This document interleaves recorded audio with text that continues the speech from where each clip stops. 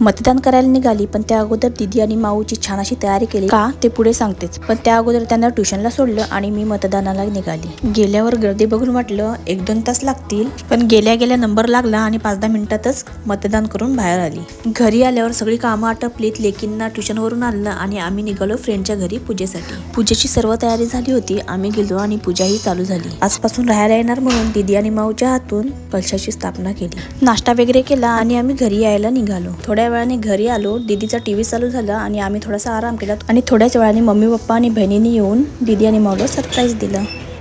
रात्री जेवल्यावर आईस्क्रीम खायला गेलो आणि यांची मस्ती चालू झाली. त्याचे जास्त पैसे होते. आम्ही आणलेच पैसे आहेत माझ्याकडे. किती आहेत तुमच्याकडे? अरे बघू नाही. 100, 200, 300 ना हो, जास्त होतील त्याच्यापेक्षा. होणार याच्यामध्ये मी सांगतो. वरचे ऑनलाईन बघू. जा मजा. हा, देख देख.